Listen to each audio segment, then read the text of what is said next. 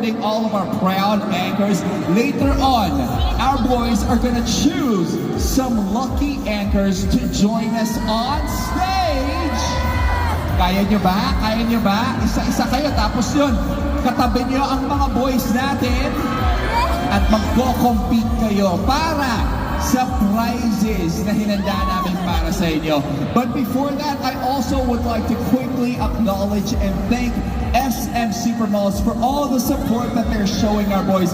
Guys, si Marcos Pangalan, di ba, SM Little Stars, the way they honed or helped hone his talent to get to where he is. Let's show them some love and appreciation. Isang maskabang palakpakan naman para kay SM Supermalls. Maraming salamat po.